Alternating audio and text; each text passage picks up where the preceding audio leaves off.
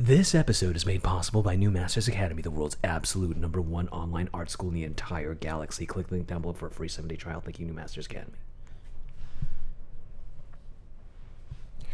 I am deep in your mind. I am deep in your...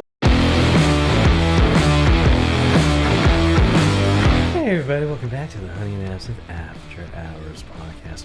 We're your host, I'm Vincent, a background designer for the Hollywood animation industry. And I'm Janet, the ex-Disney artist turned independent creator, and this is a podcast about all things art, business, and whatever we feel like. Now today we're going to talk about Hollywood is out of touch. This is why creators will win big. Yes.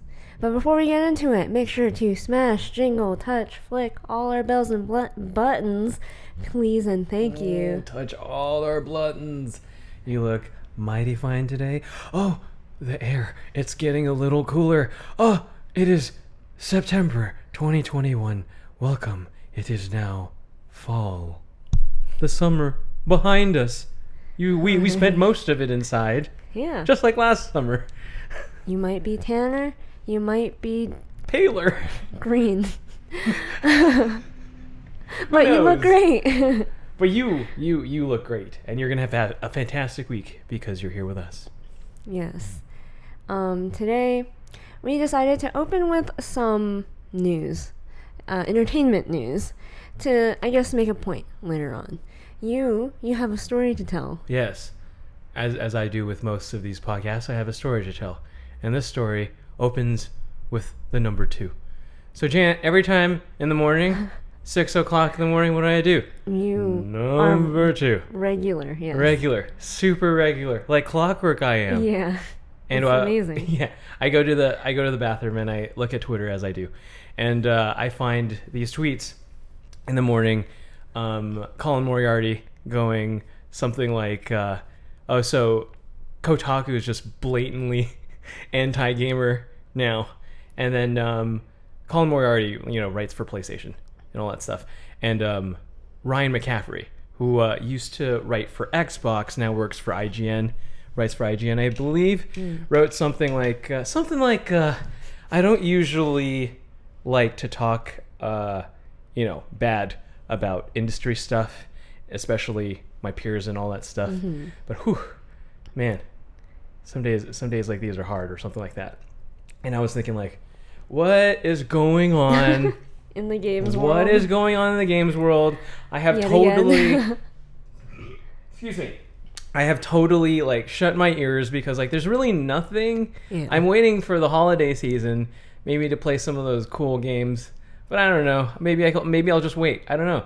But this whole hubbub happened because of this video game called Far Cry. I'm sure many people probably listen to this have heard of Far Cry, right? Well, I live under a rock, so I actually have no... Okay. What is it? For people like Janet who live under a rock, Far Cry, there's the 6th installment. There's already 6 of these games, more because there's spin-offs. It's basically...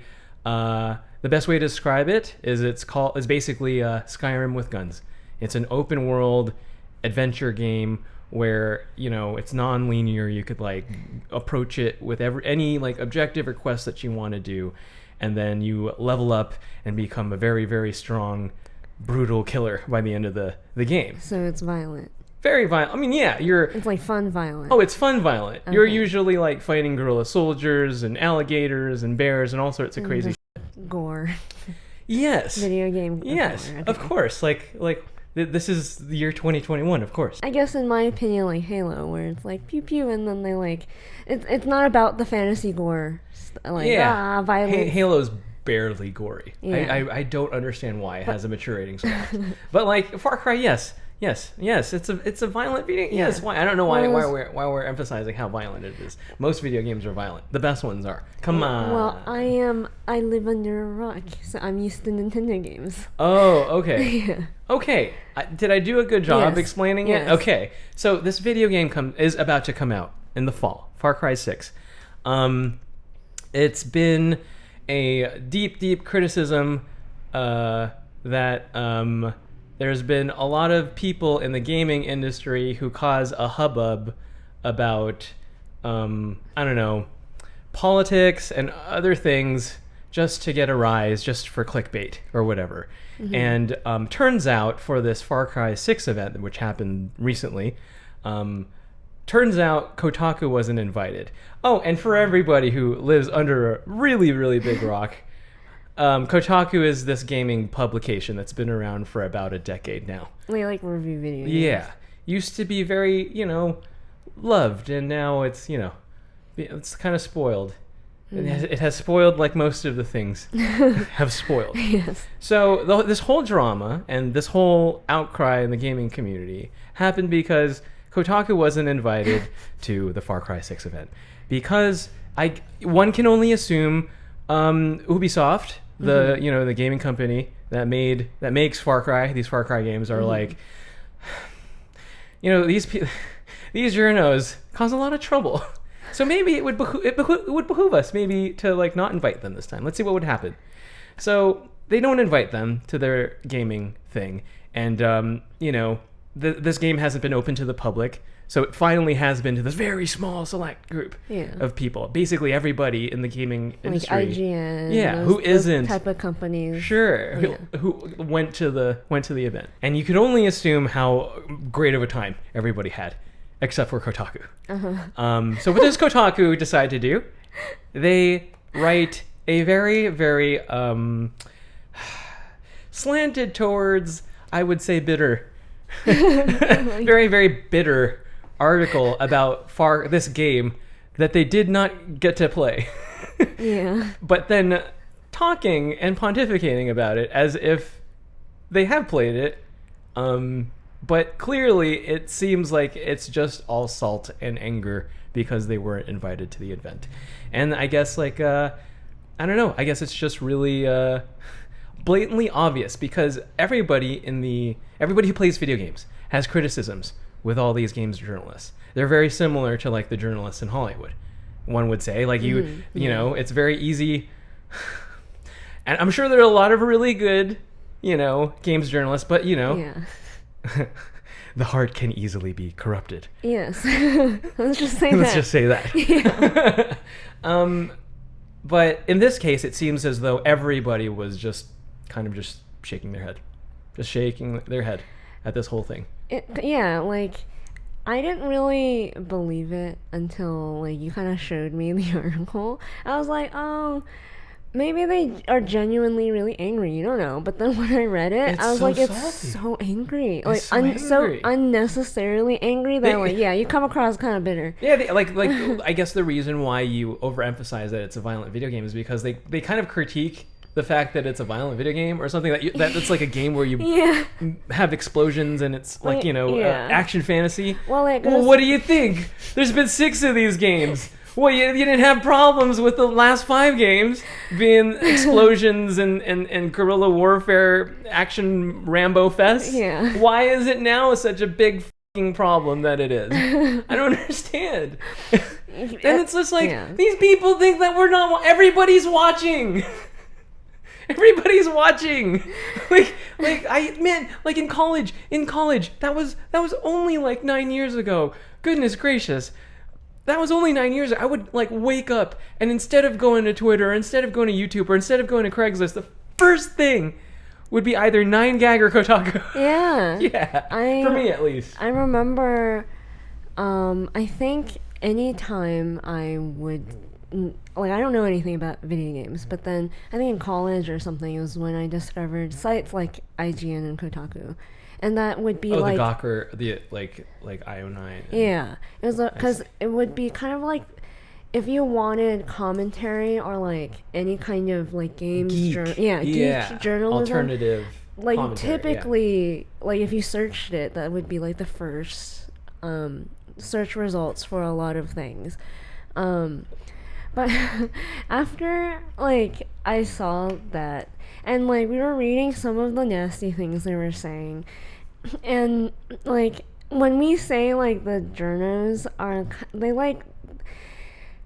it seems like they don't want to be games journalists. They want to just be journalists, for news and politics and stuff, because they inject things that have nothing to do with politics, like video games that have nothing to do with anything related to like right now.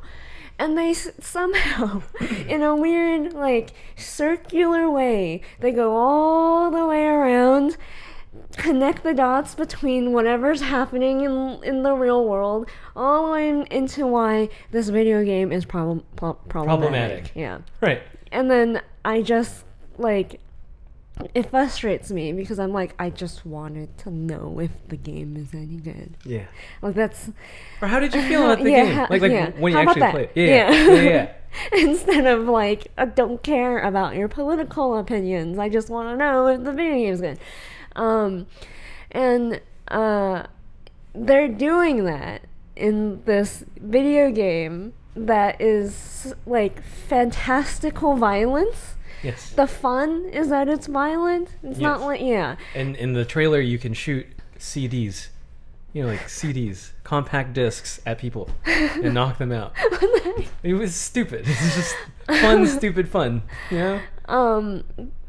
But... Like, why you gotta spoil the fun, stupid fun? It's just pure fun, stupid fun. Can't we just have fun, stupid fun? The reason why they didn't want to invite Kotaku to begin with, because they tend to like write everything with a political slant, is like, I saw that like this video game is this time around 6 is based off of some, I think, Latin American some sort of like, and then there's like guerrilla warfare, and I guess there's some sort of tyrant. Yeah. And there's a bad guy that we gotta fight, and you know. It's like you can't reference like certain locations without also inadvertently referencing their culture and like things that happen, like other tyrants, and like, you know, it's just part of that, like, telling that story. And of course, it's not based on reality. It's a fantasy violent video game. They, like, Kotaku writing this really bitter article about the thing they were not invited to, because they were not invited because of this personality trait, and they still did it anyways. You were relating this to like a holiday, with the family. So it's like they made it political. Like, they went a roundabout way of made this stupid violent video game political when it has nothing to do with, like, that's not the point of it at all. You can have a pet little wiener dog that only has 2 feet, and then he only has like a wheel cart in the back. Disabled so cute. wiener. Yeah, disabled wiener. Kotaku's mad at disabled wieners. Or maybe the politically correct term is differently able. I'm sorry, differently abled wieners. Kotaku is prejudiced against differently abled wieners. Gosh. Yes, I was comparing this whole situation with, like, the way you treat, like, that one friend or that one family member that, like, just isn't invited to Thanksgiving because they've just caused too many problems conversationally. Like, they didn't have to go there. And then, like, they're the one person that ruins Thanksgiving dinner. So, like, your entire family, at one point, they're like, let's just not invite them this time. No one tell them, though. Don't tell them. Just don't tell them. Because, like, that one friend or family member literally, like, just ruins the night, the conversation. Like, the minute they open their mouth, something that just they shouldn't talk about. Everyone's heads down, and then they're just like, oh. Man, why you gotta ruin the party? Like, there's the one buzzkill. That I was like, that's Kotaku. Like, their own friends were like,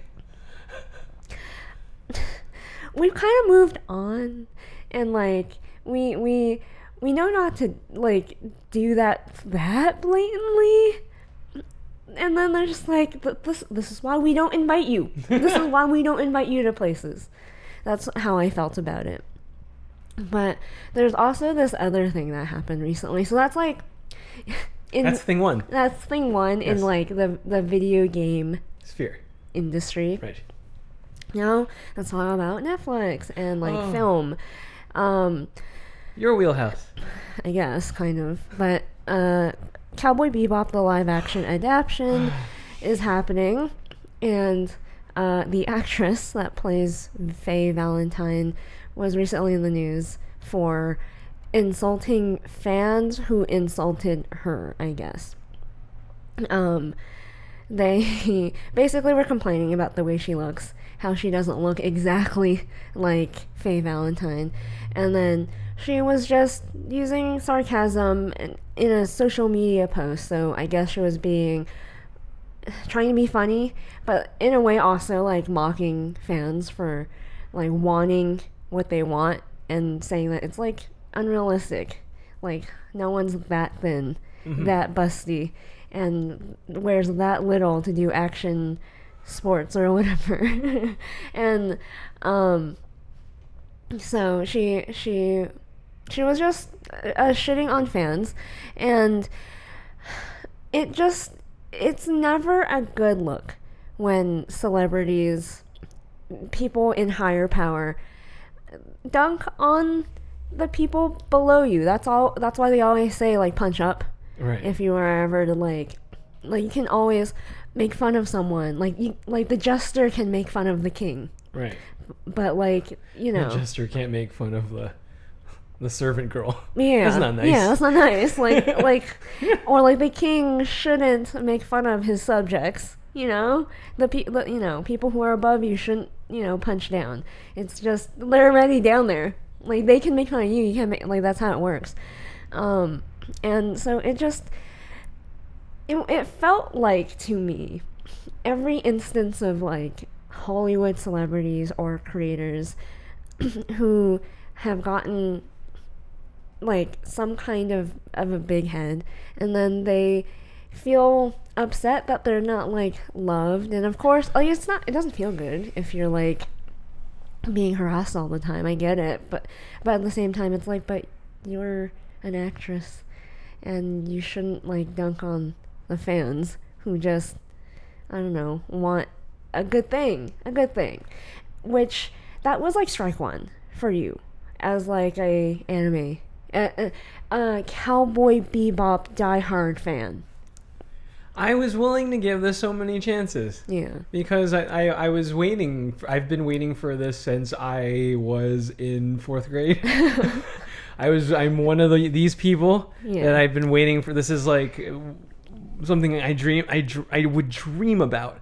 I would dream about this type of thing happening. I'm sure a lot of sweaties have dreamt what it would be like to see Iron Man in the big screen, or have dreamt to see Batman and Superman on the big screen. It was super underwhelming, sadly. But this so when I saw, okay, so let me try to get, start from the beginning. So the casting, when they first announced the casting, I was like, okay, all right, I'll give him a chance. Ocho. Yeah. All right, cool.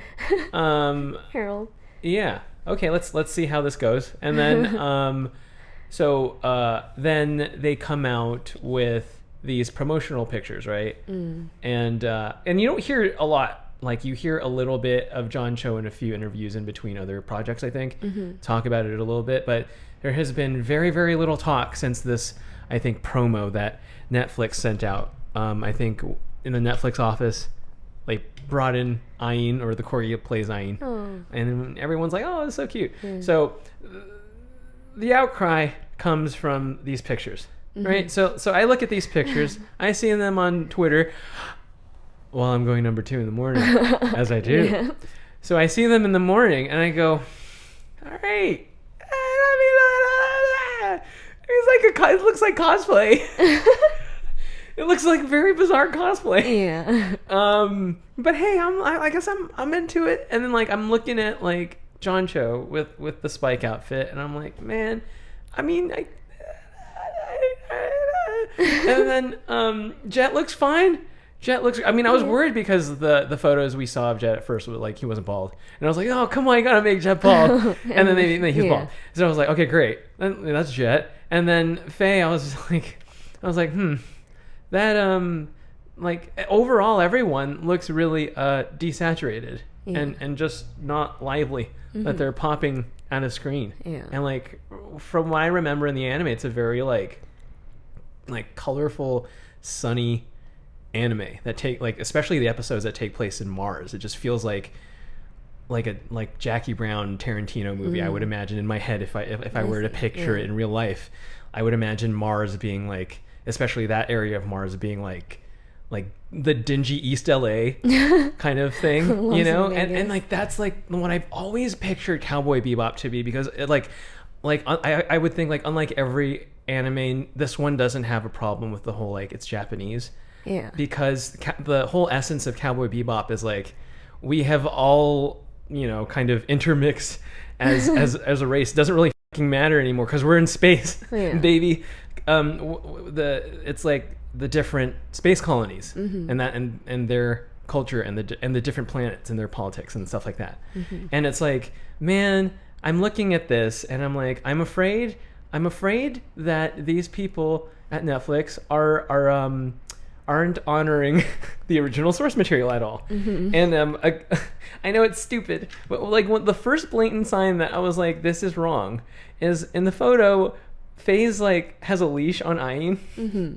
And I'm like, Ayin doesn't need a leash. What the fuck is this? Like Ayin's a genius. Like unless this is some undercover thing for a bounty, there's no fucking reason why Ayin would have a leash. This doesn't make any sense. Yeah. Because like it's not a dog that you need to control. He's a genius dog. Yeah. So I was like, immediately I was like, I'm afraid these people don't know what they're doing. And then the last straw was hearing recently that the director, very famed director, Shinichiro Watanabe, made I think it's called Kids on a Slope. Very wonderful anime about like kids learning how to play jazz together.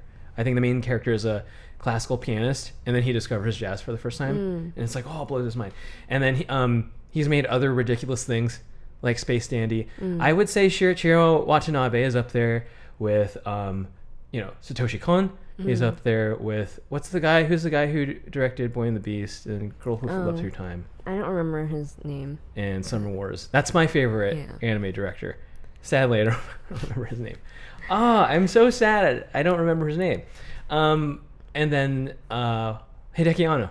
You know, there's so many fantastic Japanese anime directors, right? And like Shinichiro Watanabe, to me, when I was growing up, was like, this guy created this multicultural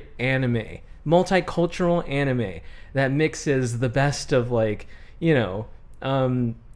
outlaw bounty hunting, almost Western like stories, with these like absurdly amazing dogfights and gunfights and jazz, lots and lots of amazing jazz. And like this came out of this dude's mind. And what he had to say about this whole thing recently was, apparently he tried to talk to Netflix, and there isn't really a back and forth, it seems. And at this point, all he can do is pray that it's good. And hope and pray. As soon as I read him say that, as soon as I read the quote, I was like, oh, so they don't give a Netflix doesn't give a fuck. Yeah. So I was like, okay, I'm not gonna watch this. Like, I straight up don't need to watch this. Yeah. Like, I mean, like, you would think you'd have like Watanabe's blessing. It's not like Marvel spat on or took a fat shit on Stan Lee or whoever, or Jack Kirby or whoever it was. Yeah. This is like one of the most important anime people ever. Yeah. And he's like, I pray that it's good. And then I think that's devastating to a lot of anime fans. Yeah. And then here I posed the question to you, like this question to you, because it's just as poignant and it's just as possible. Imagine Hideki Anno saying, I just pray that it's good if Evangelion ever gets made by Hollywood. Imagine him saying that. I think the entire anime community would mourn. They wouldn't even get angry. Yeah. We would just mourn because there's nothing we could do. Like, it's over. I feel like the community would just disown it. They'd be like, it's not canon. And that's what I like. So I was I was in college when Toy Story 4 came out, right? So, I mean, Toy Story 3, I'm sorry. I was in college when Toy Story 3 came out, and it felt like it was the finale. And it did the amazing thing where you grow up with Andy. I was about Andy's age, and then, Toy Story 2, then Toy Story 3, Andy's like a big kid, and then, he's off to college or whatever. Very, very awesome to see my life parallel with Andy. And I really felt like 3 was it for me. And then with 4, I believe everybody that it's really good. But I don't believe it exists. I just held on to like, I really like Toy Story 3, and that's kind of how I want to remember it ending. If I watch Toy Story 4, I see what happens next. I don't want to see what happens next. I'm sure it's great happy times and all this stuff. And it's the same with Cowboy Bebop. This Netflix Cowboy Bebop. Yeah. I'm passionate about this property, man. Yeah. Like I grew up with this man. I drew these characters so many times in my binder at school when I should have been like studying or whatever. Like this thing means a lot to me, and to hear the creator say this was heartbreaking. So I'm like, I don't need to watch this. Like why should I? I just felt like it was kind of disrespectful in my eyes. I don't know why, but I see that there's like this difference in the way I feel like people in Asia treat adaptations and people in the West treat adaptations. I feel like we're more used to understanding that there's the adaptation that's like very, very like one-to-one, trying to do that, and there's the kind that it's more like a loosely based on the property itself, and then they change a lot of stuff. We're used to that, so like if it's one or the other, as long as we have the proper expectations going like into watching it, then I think we're actually okay with things not being like one-to-one. But especially like I've noticed from like manga to anime, if the anime isn't like one-to-one to the manga, fans get mad. Ooh, they get mad. And the creator would get mad too, in my opinion. Oh, I trusted you to adapt this thing, Madhouse or Bones or whoever. And I feel for the most part, they try to do that with like live action adaptations too. And I understand like there's that difference, but in my mind I was like, man, you did that to a Japanese creator. Like Netflix straight up did the thing and they do in Hollywood where they like take your baby, they throw like, I don't know, $1 million at you or something, be like, hey, thank you, bye, and then they kind of, once they have it, they can do whatever they want to it. That's normal. And I get that that's like a thing that happens in Hollywood. Of course, I've seen it 1,000 times. It's heartbreaking, but like I get it. But then to do that to the creator of Cowboy Bebop, I was like, that's particularly a little offensive in my eyes because of the cultural difference. And then I was like, this is why Japan makes it really difficult to license their ideas to Hollywood, and that's why we should have had more like anime live action movies at this point. We should have had, but like it seems like every single time Hollywood just goes and like does that to people. I gave him a chance. I'm trying to give him a chance. I tried. And how foolish was I? I think a few episodes ago, I was like, oh, I'm so excited for them to fight me. It doesn't feel good. I thought it would feel good. This doesn't feel good. I thought they'd have a little bit more reverence than this, but this does not feel good as someone who grew up with this property. I don't care to want, because again, just like Toy Story 3, I don't want to like my impression of this thing that I grew up with to be spoiled by this half-baked thing that the creators just it's up to fate whether this my baby is a monstrosity or not, It does scream like Netflix is like, oh, what's popular, what's making us the most amount of money? Oh, anime. So we should, we'll throw a bunch of money at them. Who's like the cheapest director we can hire? And does this director even have the kind of relationship with this anime so that they can do like a at least like tasteful like love letter adaptation to this thing that so many people care about so deeply, just the way like exactly the same way comic book fans really really really care about their favorite comic book that they grew up with. And like if you butcher that, if you butcher that, you lose like the trust of the fans like so quickly. Like no one believed in comic book movies until fairly recent. Like I remember when we were young, comic book movies were like kind of looked at as like a joke. Yeah, I think the first few set long time ago was X-Men and Ben Affleck's Daredevil. Yeah. Oh my gosh. And that was panned like, oh, what is this stuff? And now because it's a major money maker, it's like, oh, everyone's like super okay with it. Yeah. And it just doesn't seem like there's any of that reverence with this. And I don't know. I don't know how I feel about all this, because I'm at this point where I just want to shut it off. I don't really want to watch anything new anymore. I'm just so ready to have the Criterion Collection be the only streaming service that we have. Like it's these. I'm at a loss for words anymore. I'm just like, it's super upsetting. Well, so and like I've always wanted to see an Evangelion movie too, and it's just like if this is already happening in Cowboy Bebop, I'm just like, I just want to just.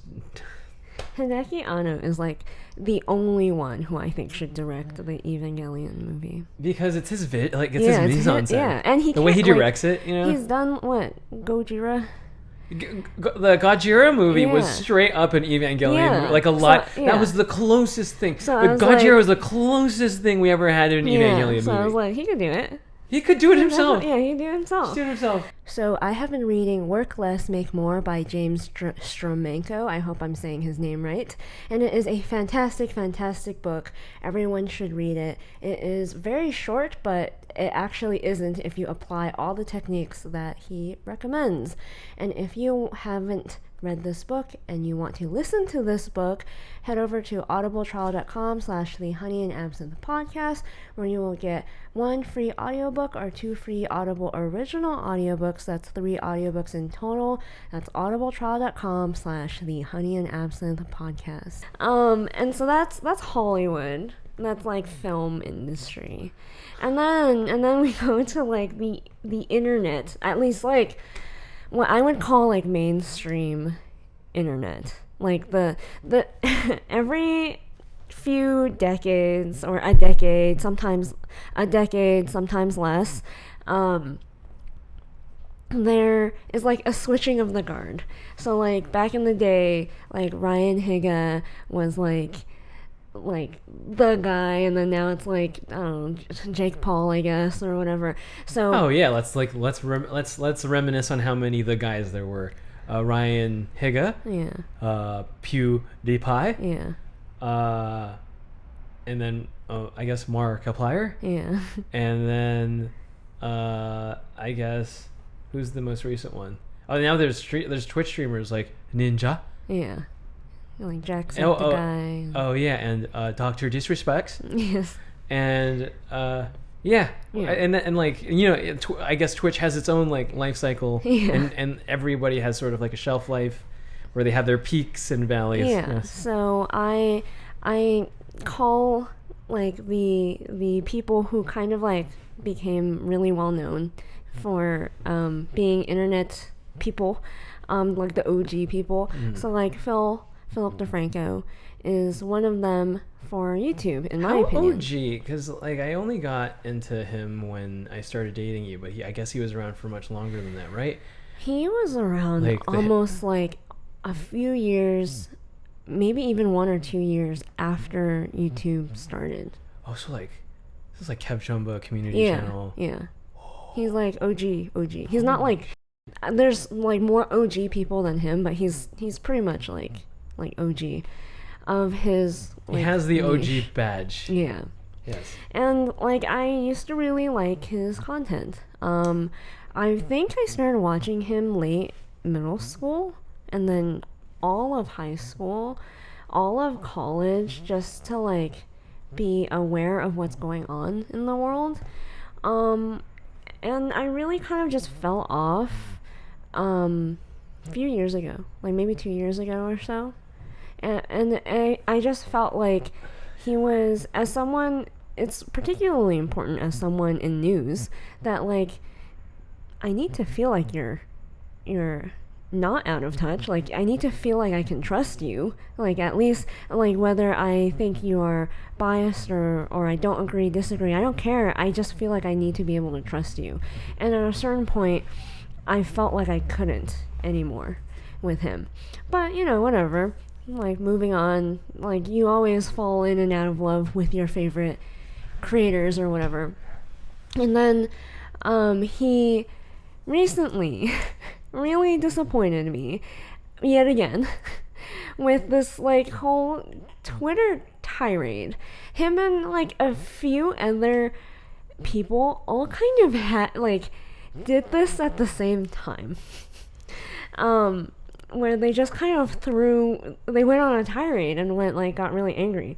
I guess, and attacked their followers. Yeah. Basically. Yeah. So he, out of nowhere, he complains about people who haven't had the poke yet, and just calling everyone who hasn't like, oh, you're dumb, and just insulting people and being really like kind of a dick to basically his followers. And then was that video that we watched? Shoot, I forgot. About this. Reacting to this. Was it? Oh, Abbott and Preach. Oh, yeah. Oh, yeah. Yeah, that was crazy. So, yeah, we saw Abbott and Preach's video. They went off, man. Yeah. Holy shit. Like, yep. Yeah. Yep. I was like, yeah, the whole time, like, I listened to it, I was like, yep, this is everything. This is all of my problems with Philip DeFranco just laid out in front of everyone, and I'm just like, oh, I couldn't have said it better myself, truly. Yeah, just like, people who didn't take the poke it's not necessarily a political opinion. There's a lot of things. Yeah, involved in that decision. Just because it doesn't automatically make them against you. Yeah. Someone who maybe there are all types of people who made decisions about that stuff on their own.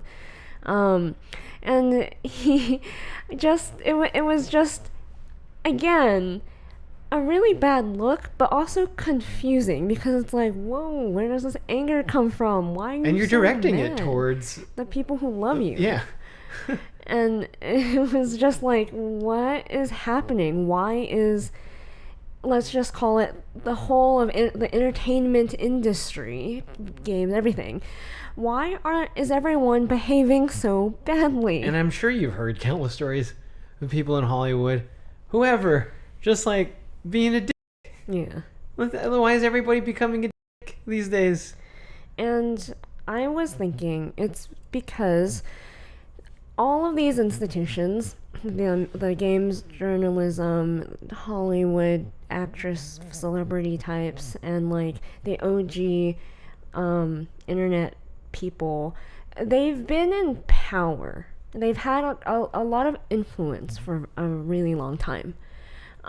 People adore them, they love them, like we said, like we used to read Kotaku like religiously. I used to watch Phil DeFranco religiously, and we clearly we went to work in Hollywood because we love this thing.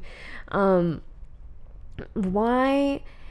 I think they are so used to having that much influence, they're like confused why they don't anymore, that like people aren't agreeing with what they're saying anymore. And out of that confusion, I think in a way they're a little entitled and angry. They're angry, like, why don't you agree with me? Why don't you like me? Why didn't you invite me? And it reminds me of again, we told this story before of this certain classmate that we had who kept saying like, I am blank, like their name. I am blank. How dare they not hire me? How dare they not like pay attention to me, all this stuff. And I was just like, who do you think you are? You think you're like, how much power do you think you have? How much influence? Like, what?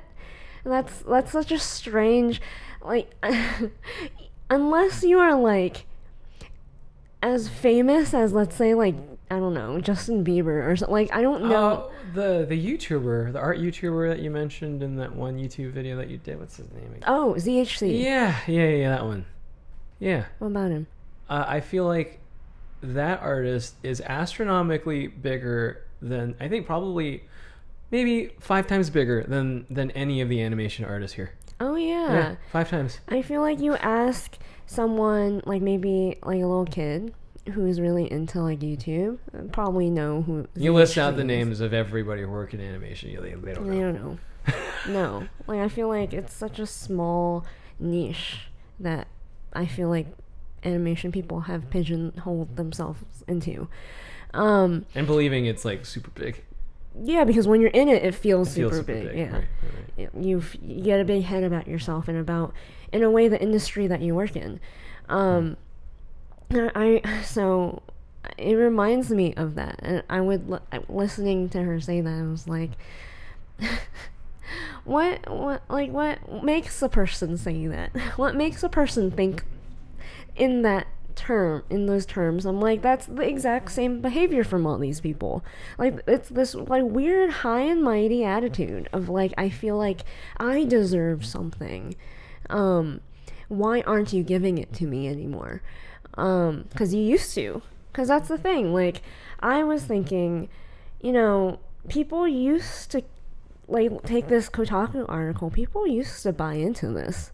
Like, I remember even last year. Oh, yeah, there would be Twitter storms. Yeah. Yeah, outrage everywhere. Because of what these journalists wrote. To, like, if they sent their loyal readership after a video game, back in the day, they would happily go and, like, cancel a video game because it's problematic.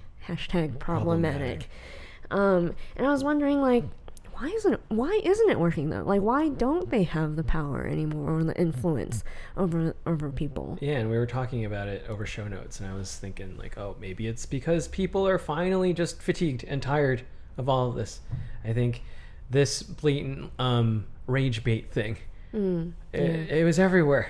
It was everywhere, from music, sports, everywhere, from politics, even the art community with drawing correction videos. Yeah. And it's just like everyone profiteered for 4 whole years on people's anger, emotion, and rage. Yeah. And now a lot of the same things are happening, but it's kind of directed at them now. Yeah. Again, you can punch up, but you can't. You can, yeah. Again, like the independent person in their bedroom can talk crap about Hollywood because they're just this person. Yeah. And then Hollywood gets to say, "Oh, I don't care about what some basement dweller says on front of the camera." I mean, that's the great dance we do here, right? Yes.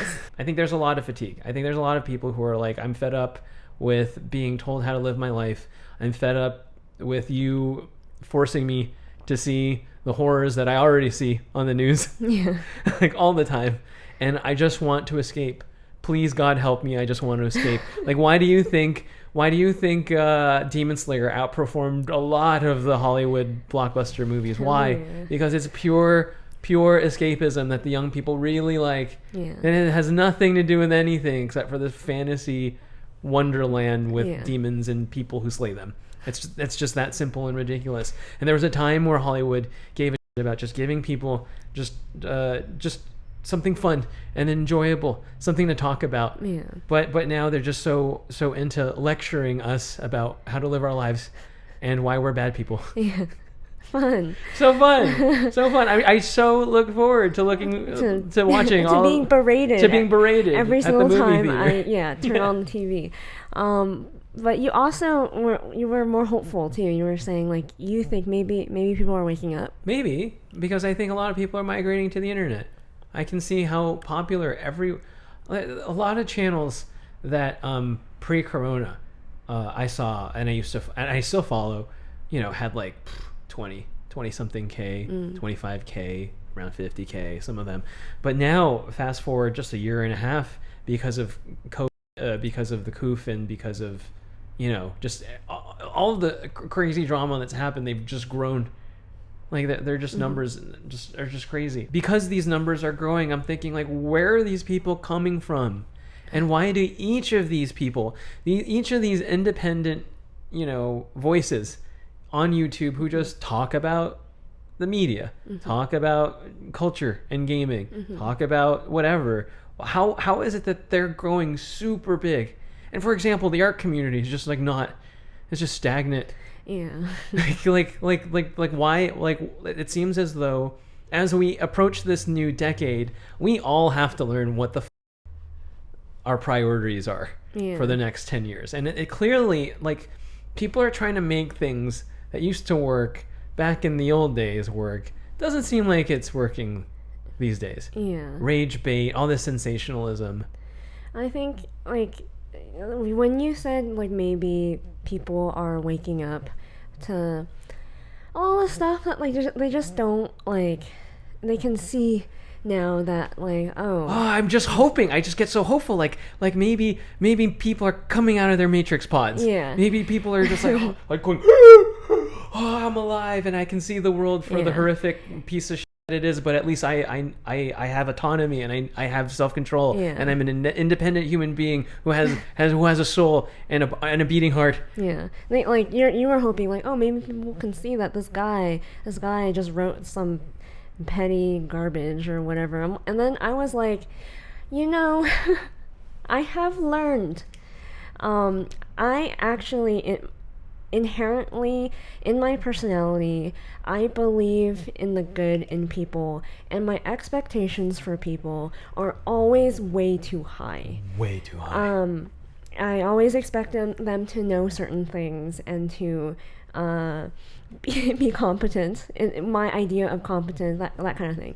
So in our relationship, constantly throughout, like, my relationships with people, you've observed me, you always are surprised and pleased by people's actions, like pleasantly surprised, and I'm always disappointed. Because your expectations are actually super low. You don't believe in people. No. You think people are, like, the worst. You expect the worst, which is why when they do something that's not the worst, you're like, wow. Hey, look at that. Hey. Whereas I expect people to be good and kind and smart, all these things, and then when they fail to reach that high bar, I just go like, that's so sad. I feel like I live the happier, more foolish life. Yes, I live the more. I wear the trait of being the fool on my heart. I love that. I love just, like, being super surprised by life because my expectations are so low.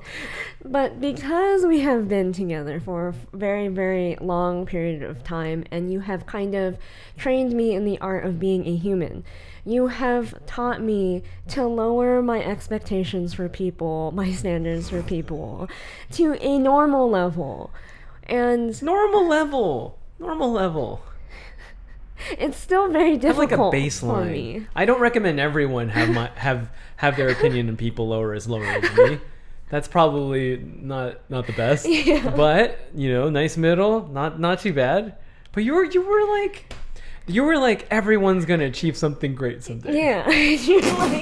you're like that's a very high expectation to have for people. It's a little too high. And I'm like, what do you mean? I think everyone can do something I great. believe so too. No, you don't. But sometimes people's worst enemies are their selves.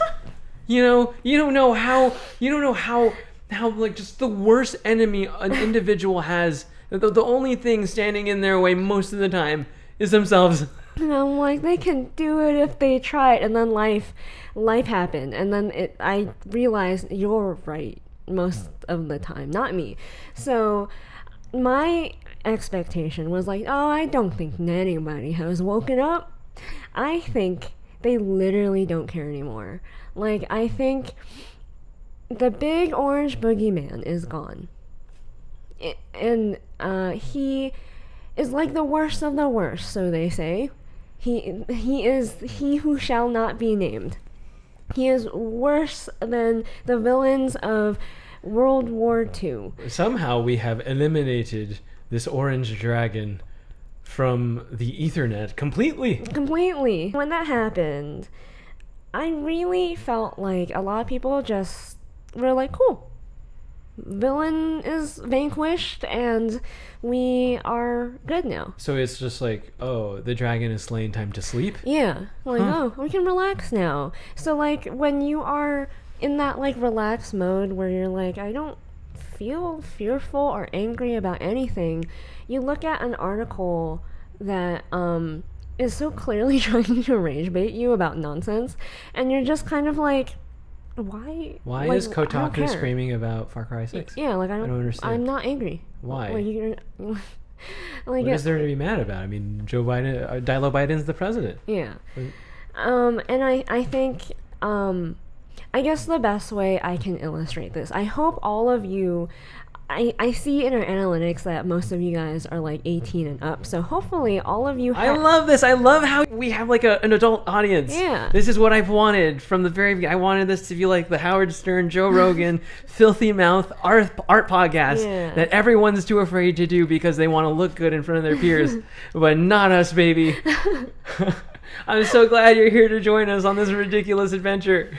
And you can guarantee that we're never going to not swear. We're always going to swear and say what's on our minds, yes? This is definitely not for a conversation for children because they don't understand the sad cynicism of life yet. Yes. But, oh, but when you get the very, very, very long rod of income tax inside of you, whew,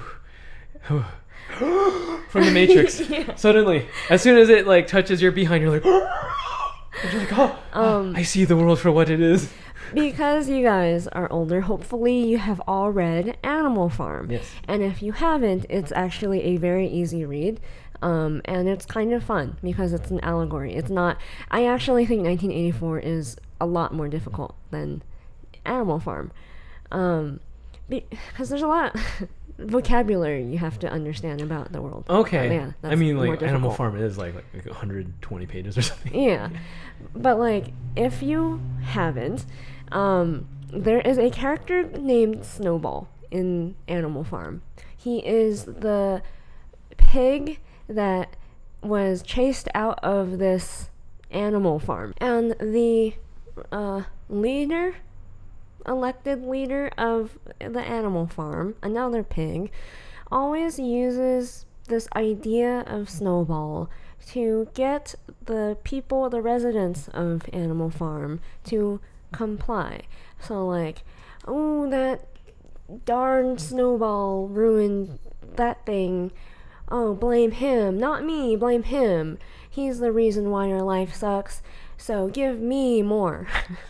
That's basically the idea. The character Snowball's only role is he's an idea that is kind of like sold to the Animal Farm animals. That like that is the person you should fear. That is the reason why your life sucks. That is why everything is bad. Also, they also use him as a distraction to keep them like fearful and focused like on Snowball, so they could do all sorts of nefarious behind their back too. Yeah. And I think Orwell does a really neat job alluding to the stuff without actually like blatantly showing the stuff. Yeah. It's so funny. And I was like thinking, in that world, like the animals never realize that Snowball like just doesn't exist anymore. Like he's just a figure that you don't see after the first few chapters. But what if the animals of Animal Farm realize that Snowball is vanquished? He is gone. He won't hurt them, or there's no reason to fear this exterior thing that is ruining their lives. Because that's basically what has happened. That you don't see him. You don't really hear about him. The people who are still obsessed with him are kind of strange on either side. And it's like there's no reason for the average person to be scared of this person or what this person could potentially do or whatever. They're not scared, they're not angry anymore about this thing. So why all the things surrounding this issue that made even like the most non-political people political, why would they be political after like this guy's gone? They would just go back to like being normal human beings that like just want to know if their video game is any good, and then they're like reading this thing that's like, whoa, why are you so petty? So in my opinion, I think it's more of that. But what I was thinking, the even bigger question that was hiding in this whole discussion we were having over breakfast, was, what do people care about then? Because I know for a fact all of this rage bait, all of these issues that they were somehow able to like get people to care about in the past 2 to 4 years or even longer actually. They used to care about that. They genuinely did. This was rage bait. Like they made money off of this. That's why they do this. It's not like maybe they actually believe it, but a lot of them actually don't. So, what do like people care about? And don't you think if you find that out, that's probably the $1 million question? Yeah. Like that's probably what you would probably do to cater to the entire decade, like a decade's worth of entertainment or whatever. Yeah, and so like, if you were able to figure out, because like imagine if these people made so much money off rage bait because that's what people cared about a few years ago, imagine if you find out what people care about now. Of course, it's like that is the $1 million question. And in my opinion, I think people, again, we said this before, people want escapism, and I had been waiting to like really see what happens in the movie box office numbers for a while, just because I wasn't sure if it was like a fluke or not. So like The Quiet Place Part 2 was the first box office hit of the year, I think, since all this started. Right. And even though it's a sequel of an original IP that's fairly recent. It's not like this, for example, like Marvel, or those stories are old. Or The Conjuring. Yeah. Which didn't do it as well. Yeah. And then there's that one did well. And then I was really skeptical about Free Guy. It didn't do amazing, but in terms of like how much word of mouth and how much people liked it, and like it got a really good reputation. It had legs. Yeah. It had legs, yes. Which is a lot more than what, like, that's such, again, like, Hollywood has such low expectations for their movies these days, but, like, I was like, hey, a not big, like, ginormous, like, big blockbuster Marvel movie doing pretty well. That's a sign of, like, we were right. We're starting to become, like, really right about how we're predicting that, like, smaller budget, individual-centric movies are going to be what people want. Yeah, it doesn't seem like it, but Free Guy has a smaller budget than like most Marvel movies. So it's on the smaller side. Yeah. And then Candyman apparently did decently. Thrills. And like, yeah, even though it's you told me it's like a sequel kind of. I mean, it's a remake or a reimagining of the original. I want to see it, but yeah, there has been a Candyman movie in the 90s. Yeah. But it again, it's like cheap thrills. That's what we said too. That like more original. Like to me, Candyman is fresher than like Conjuring. Right. Yeah. So because it feels like a new thing, and it's one of those categories of like people want cheap thrills, and you had this realization about like live events. Yeah. Like have you seen the crowd for Lollapalooza? Is huge. Yeah. I think music is going, like whenever music is allowed to do its thing officially in the States, I think it's going to explode in the entire world. Actually, when I don't know when all of this will be over, but when it is, I'm sure we will see like music festivals of like Woodstock proportions. Yeah. Just epic proportions. Because Lollapalooza looked insane. Yeah. And there's so like a sea of bodies Mm-hmm. just jumping up and down. It's ridiculous. I think people just want something to escape the world, whether it's like a good time or I don't know. I don't know what it is. If I knew, I would probably be a millionaire by now. But like, I think whoever can figure it out should. It's for you guys to think about. We should all figure it out. Right. My recommendation for this week is DIY Wife, a channel here on YouTube. It is very random. My wife.